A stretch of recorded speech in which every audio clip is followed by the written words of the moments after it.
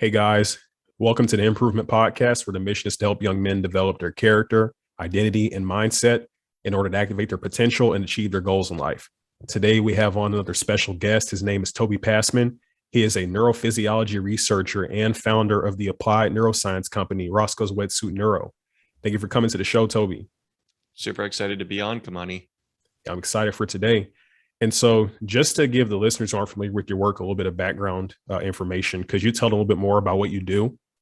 Absolutely. So I work with studying the electrical activity of the brain and then working with a variety of neurotechnologies that can actually stabilize and improve the electrical activity of the brain.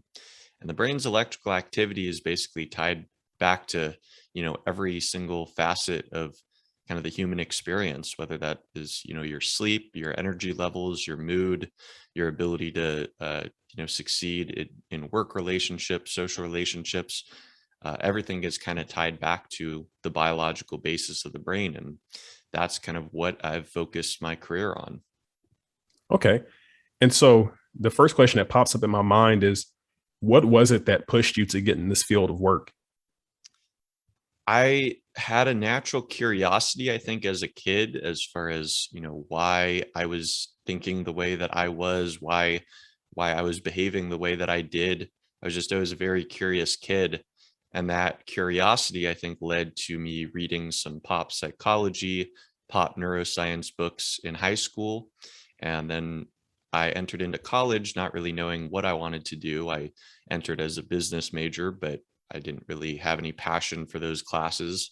And then I ended up taking a biopsychology class that really blew my mind, discussing kind of the biological basis of how the brain works on an electrical and chemical level. And the electrical side of things we can actually measure with a technology called an electroencephalogram, which is referred to as an EEG for short. And so that's kind of how I entered the field, working at an EEG lab and actually starting to actually study this stuff. Okay. So, I guess you pretty much had a similar story to a lot of people that go into college where you might start off with a certain major, or a lot of people end up getting degrees in majors where they just weren't really interested in the actual work or classes. And so that's great that you found something that you're interested in while you're still in school and were able to kind of take that move and go into something that you were more passionate about. And so what are some of the coolest projects that you would say that you've worked on? Well, I would say utilizing some of this neurotechnology at a place I was working at outside of Seattle at like a peak performance facility. So I trained some Hollywood actors, pro sports athletes, some really kind of top tier people who were looking to get the most out of their brain and utilizing kind of neurotechnology that I never even knew existed. And so kind of working with those sort of people was a really cool thing for me. But also seeing how this technology can benefit so many people with substance abuse and mental health issues. That was my next job, working at a treatment facility in South Florida, and that was, I think actually probably more powerful for me in terms of just seeing people, who are at the lowest, oftentimes the lowest points of their lives, who, were really, really struggling and, kind of hitting rock bottom, and seeing how utilizing neurotechnology could really help so many of them. Okay. And so what would you say were some of these specific things that you're helping the people develop that you worked with, from the celebrities and athletes, even to the people you talked about at the other role? Like, what were the specific skills or traits that you're trying to help them to train or improve with your work? Sure. So it was definitely much different kind of with the peak performance facility. People would often want, kind of to sustain, their ability to pay attention or focus for long periods of time, working with a lot of kind of type A people who are, go, go, go, have a million projects and are kind of just dealing with all of the effects of stress and, needing to kind of be able to juggle a million things at once. So kind of helping to regulate their brains so they can kind of bring it in the best way. But then at the substance abuse and mental health facility, more so working on kind of improving people's sleep, I would say was often the biggest one, because we would have a lot of people who were going through various drug and alcohol detox programs. And one of the biggest complaints that they would come in with is, as they're getting off these substances, they're just not able to get a wink of sleep at night. So starting to utilize these neurotechnologies would really help them just get to sleep and start to feel a lot less anxious. But there's so many wide reaches, that this technology, can really help with, whether that be, for sleep, for anxiety, for peak performance, short-term memory, boosting energy levels. It's really all dependent on what people are kind of hoping to be able to get out of it, in the same way that, say, someone who starts up with a kind of a bodybuilding or gym program, their goal might be to cut fat. It might be to build lean muscle. It might be to, improve their endurance. It kind of depends on what they're hoping to be able to achieve. So in the same way, working with these neurotechnologies, it's much about what people are actually wanting to get out of the program.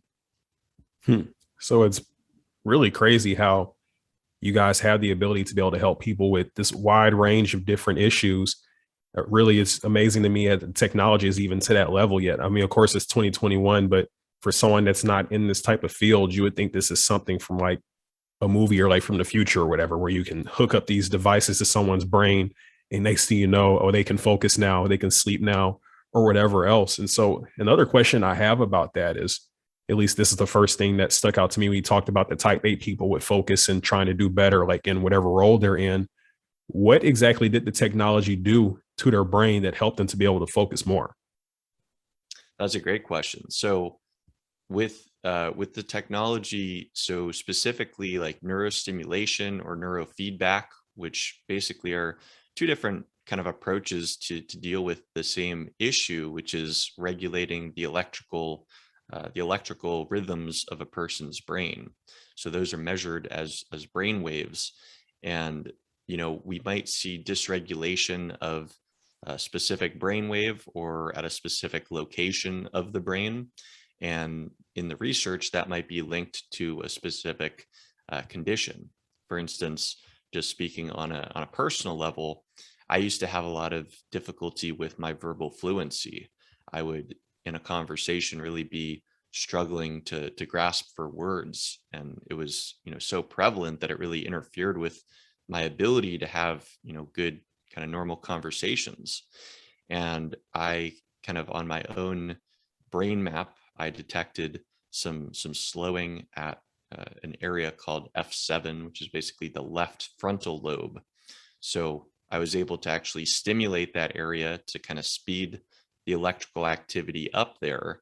And I noticed some just immediate changes where I would be, on the phone with someone, say, when I hooked myself up to start, and then just going throughout as I ran the neurostimulation session, where, I would be going from needing to pay attention to every word that I was saying to where I'm just playing on my phone, not even paying attention to the conversation. I'm just, completely fluently talking. So that's a little bit kind of what I have experienced, and tons of other people experience similar things.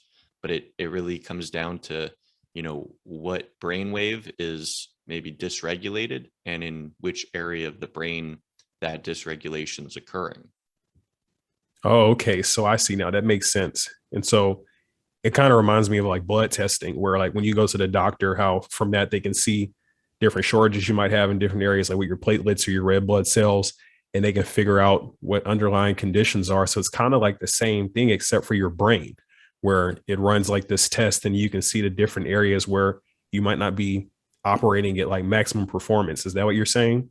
Exactly. I think that's a great analogy. And I think, when you think about, say, if you had a heart issue, and you went to a cardiologist, they're not going to just ask you to describe, how it feels. They're actually going to run, a EKG or a stress test. They're going to actually really examine the organ in which they're treating. And it's kind of odd that for so long, with psychiatry and psychology, we've just kind of blankly, kind of given people psychiatric medications without really taking these kind of biomarkers per se of how their brain's actually working, because what is going on with one person's brain might be completely different than the next person, and they might respond to two completely different courses of treatment. But we're not going to know that until we actually kind of take a peek under the hood and evaluate the electrical activity of their brain with one of these tests. Okay, gotcha. And so my next question is, whenever you do these like the diagnosis or whatever, do you kind of have an idea of what in that person's life is causing them to have these different shortages in the brain waves in these certain areas? Like, let's say for focus, like diet or stress, like what would you say are some of the things that cause them to have these shortages that you notice when you do the brain mapping? So that's kind of the $1 million question right there, and that's something sometimes we can figure out.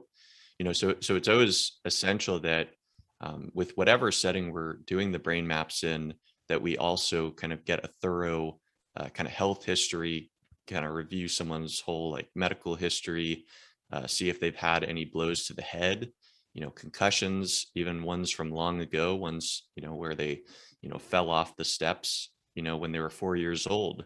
That can oftentimes still lead to kind of long-term changes in the brain that might still be affecting them up to this day. Other times, yeah, it could be the result of kind of chronic poor sleep, a bad diet, a combination of different kind of environmental factors. Could be genetics. And it's not something that we necessarily are always able to get a really firm grasp on, but it is super important to kind of get an idea of whether someone is kind of living sort of a brain healthy lifestyle, because the technology we work with, it's the way I see it, it's kind of another tool to have in your sort of kind of mental health toolkit per se. But if you're not getting enough sleep, if you're sleeping 2 hours a night and eating Cheetos, it's going to be a lot more difficult to achieve the sort of results that we're trying to achieve with this technology if you're not really focused on the basics. Okay, so that makes sense. Of course, the type of fuel that you put in your body is going to have a direct effect on how it functions. It's like putting regular gas as opposed to like premium gas, at least I would think. And so, the next question I have is, whenever you're going through the process of learning about these things, what were some of the habits that you had that were limiting your function that you had to change to be able to function at an optimal level? Can you elaborate a little more on that question?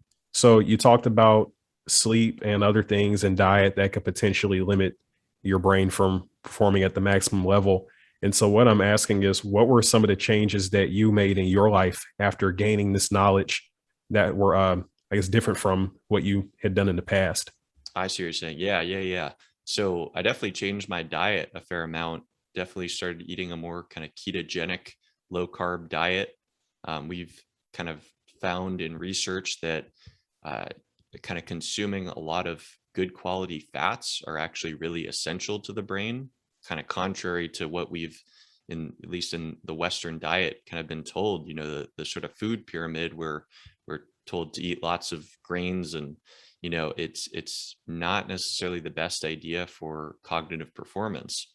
So definitely incorporating lots of healthy kind of coconut oil, butter, bacon, other kind of eggs, lots of that stuff in my diet. And I would say also finding ways to kind of calm my nervous system down. So I noticed that, that basically, stress and kind of chronic stress really takes quite the toll on the brain. And if we can figure out ways to sort of deactivate our fight or flight response and really calm our nervous system, whether that be, for me personally, I found like meditation or yoga to be tremendously beneficial for me in sort of just kind of reducing reducing that kind of overactive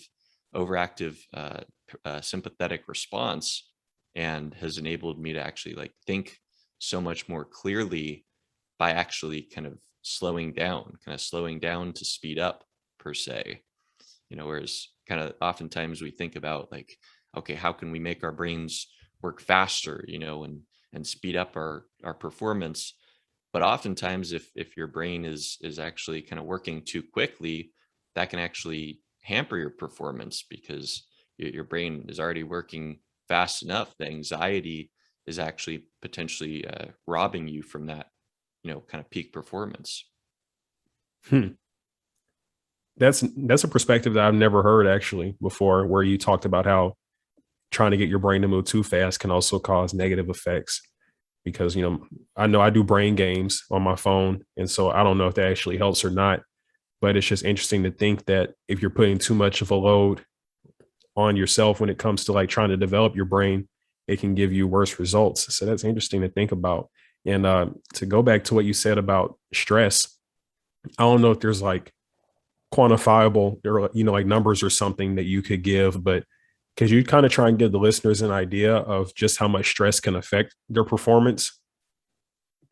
Yeah, I would say, just in terms of what we've seen with research with the brain, stress shrinks an area of the brain called the hippocampus, which is really essential for learning and memory. So if you're under a lot of stress and chronic stress, you're actually going to have a lot more difficult time.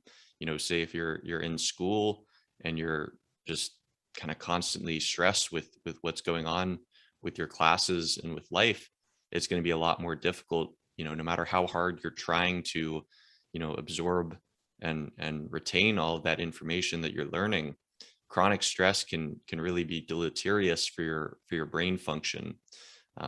Really, the hippocampus is kind of the brain structure that gets hit the hardest.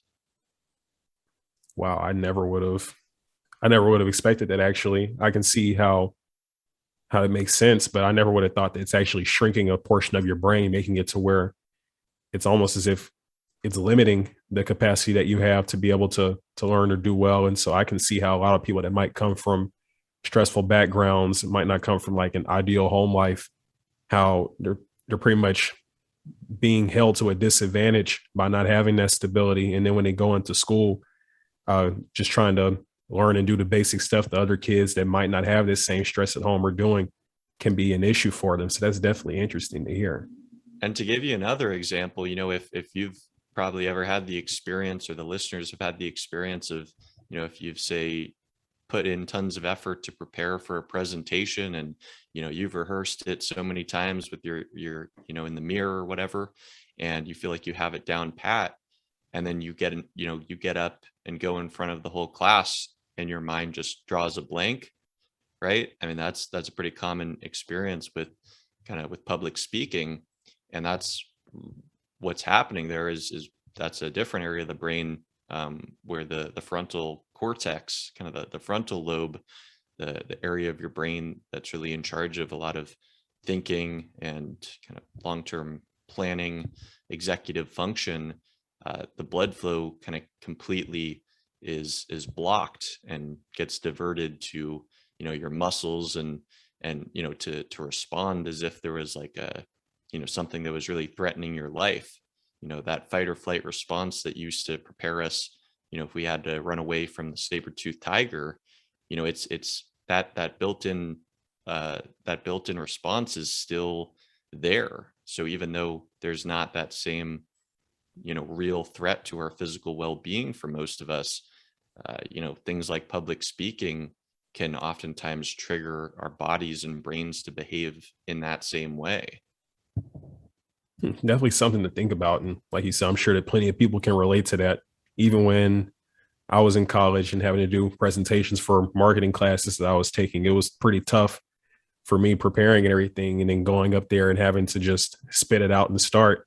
I mean, luckily I got it done, but I can definitely see what you're saying, where there were times like during the presentation where I might kind of blank on what the next thing was, but then it would come to me like right at the last second. And so that's probably from the stress. Exactly. Yeah. And so you talked about meditation being one of the ways that you can deal with that stress and make it to where you aren't having those negative effects on your brain function. But something that I've heard about, at least, and that I've tried has been like CBD oil and MCT oil. And so I just wanted to ask your opinions on that. I know like with CBD, it's supposed to help with like inflammation and stress and that sort of thing. And then with the MCT oil, what I heard about that is that apparently it replaces some sort of lining in your brain or something to that effect that helps you like just with overall brain function. Do you have like any thoughts on that? Is that true or is it just placebo or? Both of those that you mentioned definitely have great research. I'm a fan of both. As far as with the CBD oil, to address that one first, they've definitely seen that calms an area of the brain called the amygdala, which is really the fear center of the brain that really generates that fight or flight response. What's been interesting though in the studies that I've seen is that they give people pretty large doses. So what I've seen is like something like, like I think it was like 400 or 600 milligrams of CBD oil. They found kind of calmed people with social anxiety disorder. I think when they were giving like a public speech or something, your typical dosage of CBD, might be somewhere between like 10 to like 30 milligrams or something, maybe 50 milligrams. So it's one that I'm not sure. I think a lot more research needs to be done to see, if we might need to kind of really increase the dosage to get some of those effects that have been seen in the research studies. But I'm definitely a fan of it. And then also MCT oil, yeah, I think is just great for general cognitive function. So what that's going to do is, so MCTs are basically the sort of the derivative of coconut oil, and it's just a great fat source. As I was talking about earlier, fat being really good for the brain, good sources of fat.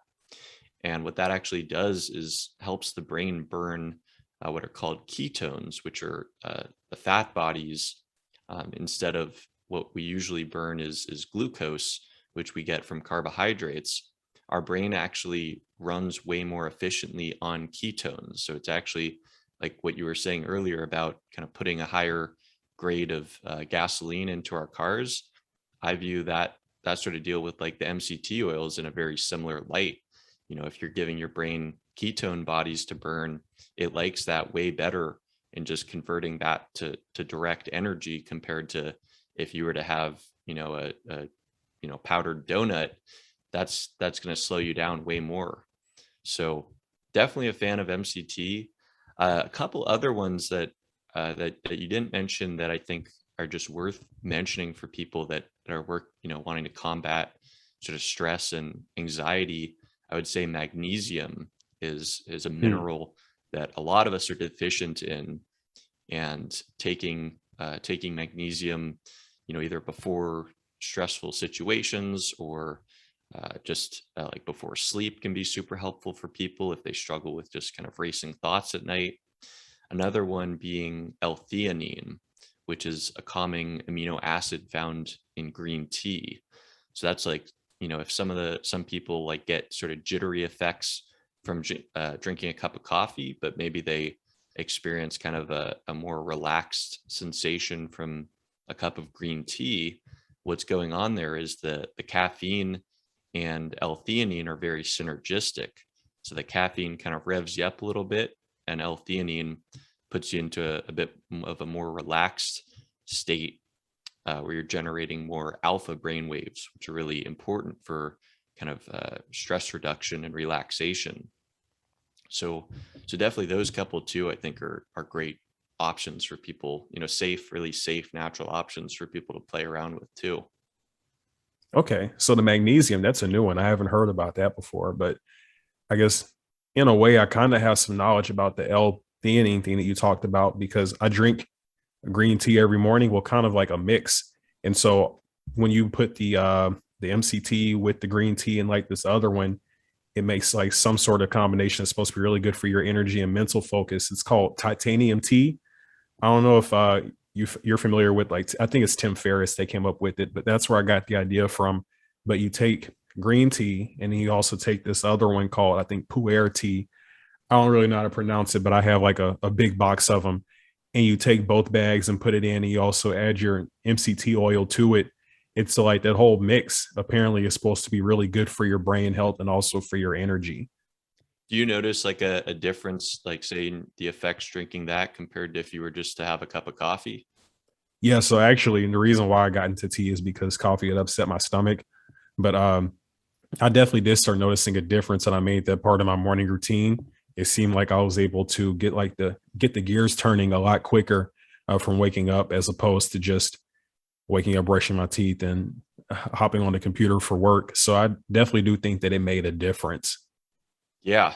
Yeah. And I mean, it's a great idea to put your body in a kind of fat burning mode right in the morning, with the MCT oil. It's great to kind of stabilize your blood sugars throughout the day. So yeah, I mean, I think Tim Ferriss is a guy I've been a fan of his work for years, and he definitely knows what he's talking about. So I've got to try out that concoction myself. Yeah, the funny thing about it is that I didn't even read about it in a book or like on a blog from him or something like that. I was just looking for different remedies for those symptoms because I noticed that it would be hard for me to like get it going, and I would get tired in the middle of the day. And so before I was just drinking green tea. And so then I find out about this titanium tea, what he calls it. It's actually not actually like, his own tea. It's just the mix, like I was saying. And I started to notice better results with that. And so I've kind of been doing it ever since. Nice. Yeah. And so I guess the next question that I have for you is for people who, let's say you talked about like some of the things that you struggled with when you were younger. I remember one of the things that you mentioned when we had our call to get acquainted beforehand was how one of the things that you struggled with the most was like social anxiety. And so something that I like for you to kind of touch on is, what is the science behind social anxiety? Why do a lot of us feel it? And then after that, it'd be great if you could also give like some tips, natural and, through your treatment, that people could use to combat that. Absolutely. And I think it ties great into the conversation that we've already been having, because social anxiety isn't, the biological basis for it is pretty similar to other forms of anxiety, which basically is, kind of an overactive fight or flight response. There's too much activity in the amygdala, which we were talking about is kind of the fear center of the brain. And that indirectly reduces the activity of the prefrontal cortex, which is what kind of enables us to socialize. So when you kind of think of that playing out, where you're sort of wanting to socialize, and it becomes very difficult to stay present and grounded in a social situation when your brain is kind of saying, fear, this is a dangerous situation, even though it's not going to pose any real threat to your physical safety, but your brain is basically getting tricked into thinking that. And I think that it can become sort of a cycle where, say you were in a social situation and we're feeling all of that fear and anxiety, and then you stumbled over your words, or you said something awkward or embarrassing yourself, and then it's like that kind of becomes a cycle where it's like, then the next time you're trying to socialize, you remember how it went the last time you were socializing, and that increases the fear and anxiety because you remember it going poorly the last time. So can become this super like crippling cycle, that's sort of what happened with me. And I think I really noticed that just the more ways that I could find to really reduce that fight or flight response, just things like meditation. I started playing around with like float tanks, like sensory deprivation chambers, which is basically like where you go and like you lay in basically this water that's like this magnesium water. So you're getting the added benefits of the magnesium being super calming for your nervous system.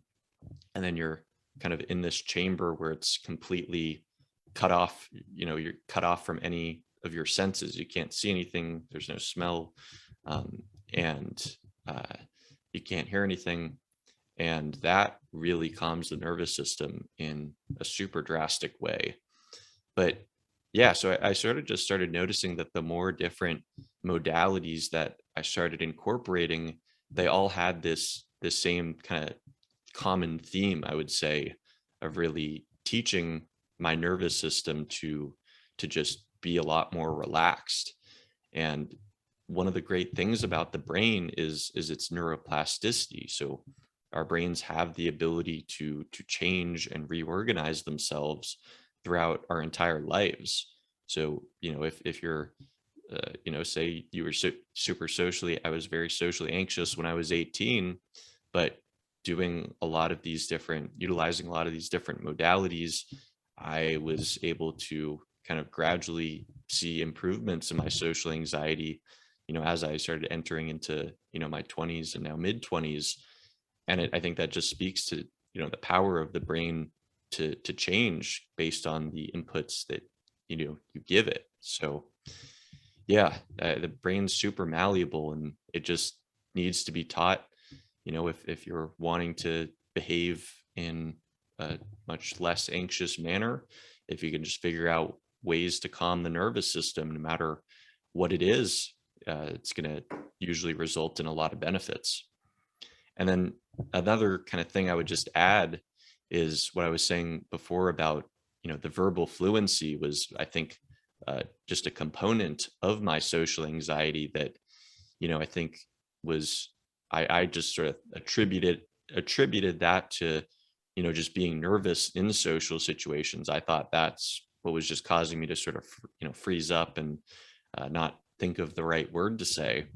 But then when I actually did a brain map on myself and saw that slowed activity in my left frontal lobe, and actually saw, then started doing the research and saw that slowed activity was linked to difficulties with word retrieval and verbal fluency. I worked then to, with the neurostimulation protocol, and worked to actually speed that activity up, as I was talking about before. And, as I was then a lot more verbally fluent, it made me so much more comfortable in social situations, because I wasn't, then being put on the spot and trying to think of something to say, and then worrying about what the other person is thinking of me while I'm trying to think of what to say. I would just, my brain would just kind of come up with those words much better. So just kind of biologically tuning my brain drastically improved my ability to socialize, which I would have never thought was possible. I just kind of assumed that that the social anxiety was just kind of who I was, and that there wasn't really much I could do about it. But I think just firsthand, just playing around with all of these different modalities, I've come to realize that it's just a symptom of how your brain is behaving, rather than who you actually are. And so something that's interesting to me, just listening to what you said, and then also stuff that I've seen from my own research, is that it seems as though meditation is, I guess, a common cure for all types of different mental issues that you might be suffering from, whether it's social anxiety, stress, or trying to build your ability to focus. And so it's like a natural remedy.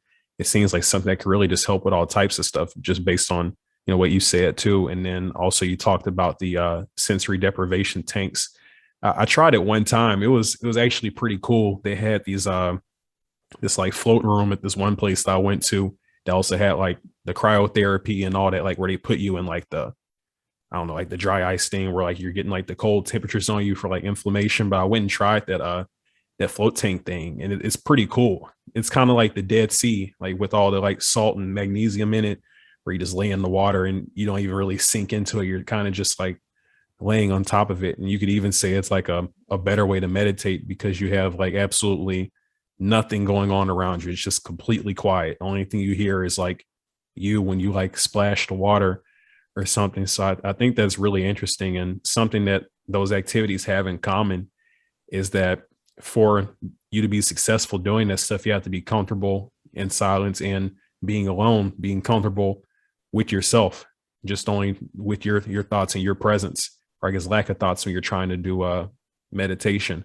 And so I can see how when you get into like a social situation or something, if you've practiced pushing thoughts out of your mind and becoming just comfortable with just your existence, that can help a lot with those social interactions. Because one of the things that I would say is a symptom of that type of anxiety is how it causes people to be very self-centered. And I don't mean like in a selfish way. Well, socially it's kind of selfish, you could say, because whenever we do, because I suffer from social anxiety too, but I noticed that whenever I'm talking to someone and I might be a little bit anxious about it, I'm constantly thinking about me. What might they see in me? How am I feeling? How do I look? Something like that. And you could say it's kind of selfish. And the people that are better at that and that have great social interactions, they tend to focus on the person that they're talking to. They're looking at that person, reading that person, getting cues from that person, getting a feel for how that person is wanting to interact with them, as opposed to always looking at themselves to try and see what they might be doing wrong, or like how they might be judged by that person. Exactly. I think you said it so well that, I mean, that's exactly it. And with meditation, it's sort of, I think, calming sort of that ego, which is what's constantly like judging, ourselves, other people, is constantly dividing things into good and bad. And I like this, I don't like this, what's for lunch, I got to call 3 people later today, all of that sort of mind chatter. You can really calm that down through things like meditation. But yeah, I mean, I think once you realize that that's just a part of your brain, or really a better way to put it would be, it's a network of your brain called the default mode network that's really in charge of kind of constructing your sense of self.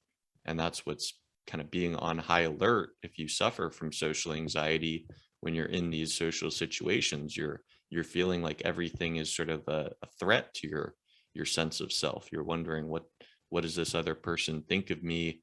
Am I coming across, in the best way? And rather than what you're saying, like, just paying attention, what is this? What can I learn from this person? What are they saying that's contributing to the conversation, rather than just being like preoccupied with, well, how am I gonna respond once they finish talking? So yeah, meditation, I think, can be hugely beneficial in sort of helping to kind of calm that system of the brain down. Yeah, I mean, I think that's great. Because one thing I also say is that whenever you get into that mode of looking at them and not always reflecting on yourself in the conversation, it makes it to where it seems like it just flows better, because you're looking at things that they're saying and you're kind of getting a feel for what their interests are and what lights up their eyes, as opposed to just thinking, okay, how do I stop myself from looking bad? And in the end, it leads to you having better conversations, I would say. And so I think that's a very interesting point that we brought up. I'm glad that we touched on that. I feel like that could help a lot of people that might suffer from the same thing. Yeah, and especially people. I mean, I used to not even realize that I was doing I didn't realize that certain people interacted with the world in which they didn't have this level of social anxiety. I thought it was just normal to feel tense and be wondering a million things about, what I was going to say next. And I would almost sort of rehearse what I was going to say next. Like in my own head, I would almost have my response to someone like, canned in a way. And it's just like not like a natural way to conversate. Like what you're saying is, I feel like really the practice of like mindfulness, like staying really present with the other person, with what they're saying. And then you start realizing that it naturally kind of gives you the next thing to say. If I'm listening to, what you're saying, Kamani, then my response, is going to be something from what you just said that's going to trigger my brain to know how to respond to that. I don't necessarily need to, sort of be up in my head, rehearsing some kind of canned response.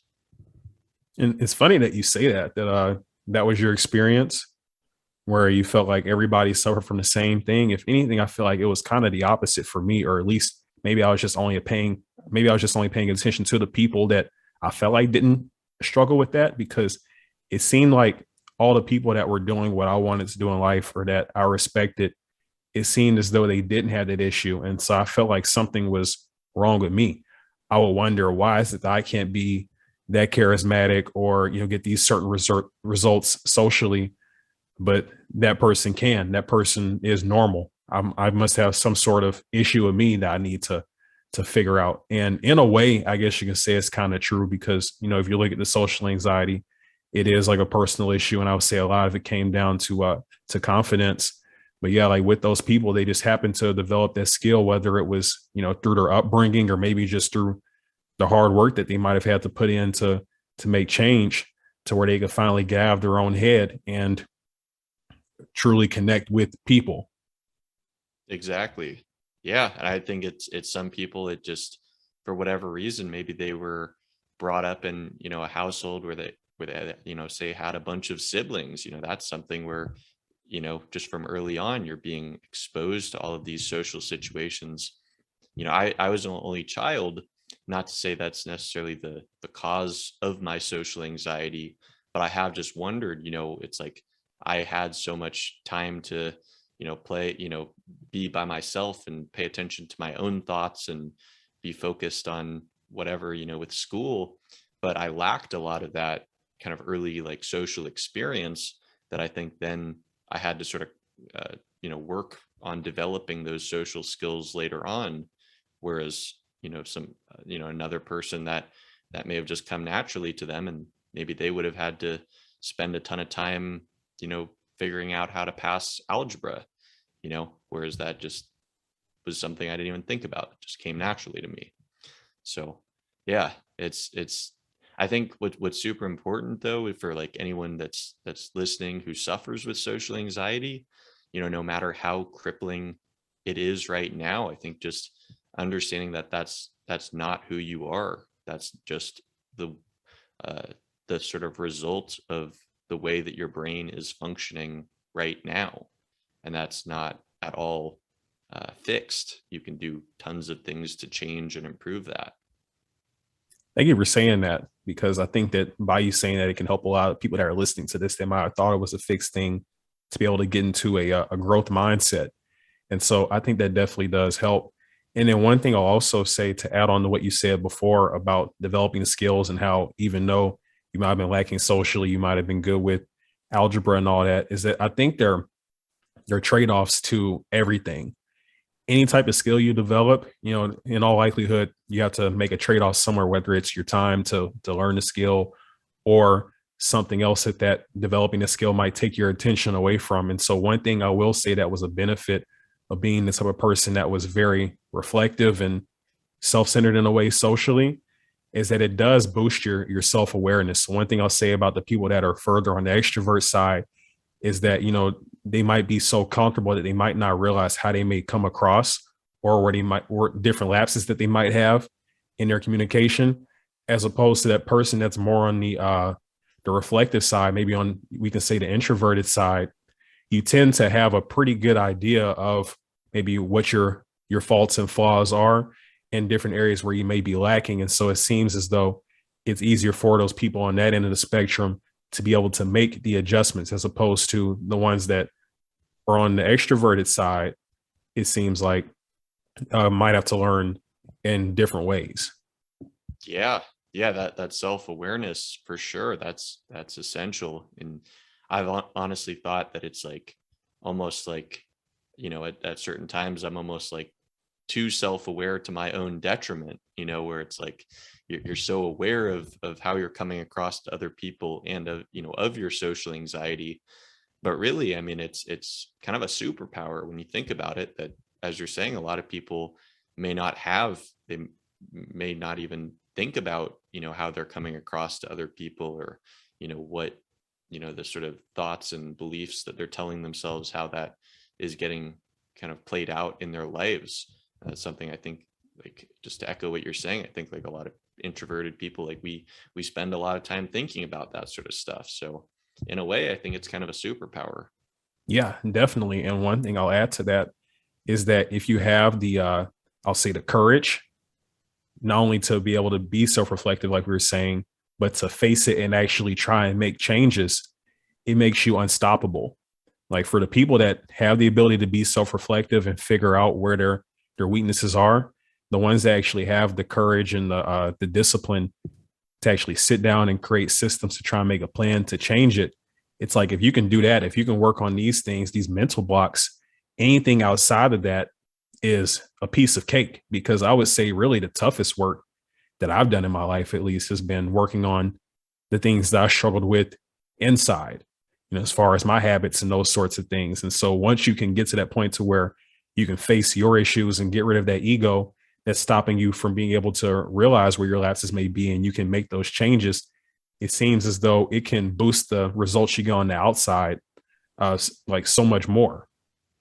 Well, and really when you think about it, just from kind of a neuroscience or psychology perspective, it's like nothing in the outside world it all starts from, a thought, a series of thoughts that turn into ideas or beliefs that lead to certain actions that we're taking, so it's almost just like the way I view it is sort of our outer world is just kind of a direct reflection of our inner world. So the more we can work on kind of sculpting that inner world to be most advantageous to us, I think then we just start seeing, more and more positive results show up in our lives. I think that's the key takeaway from this. And so for those that are looking to do that inner work and might be struggling with some of the things that we talked about, natural remedies and things like meditation, other mindfulness practices and that sort of thing. But where could the listeners find you if they decide that they want to take some different methods that are, I guess, not traditional, like things that are like along with what you do? Sure. So, well, to start with, just if people want to find out more about different kind of, exercise and how diet, nutrition impacts their brain and how they can kind of start hacking some of that stuff, there's a 6 steps to better cognitive performance PDF that I offer people if they just sign up for my newsletter at Roscoe's Wetsuit Neuro.com. Just sign up for our newsletter and we'll send you that. Just 6 easy ways that you can start right now in directly impacting your cognitive performance. And then, for people who are interested in utilizing whether it be nutrition, exercise, sleep hygiene, different sort of nootropics or brain drugs, smart drugs who want to get kind of more in depth with this stuff, I do offer neuro health coaching.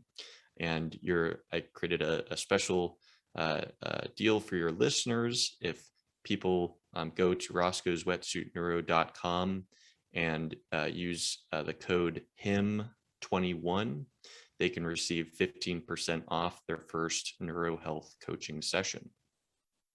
Okay, great. And so overall, I think we offered a lot of value in this episode, and I'm sure that with the promo and everything, you'll definitely offer a lot of value to those listeners that want to try out your services. And so thank you for that. I really appreciate it. And so that pretty much wraps everything up. But yeah, thanks again for coming on the show. I really appreciate it, man. And I hope you enjoy the rest of your day. Likewise, I appreciate your really insightful questions and comments. Yeah, thank you for that. All right, then take care. Likewise.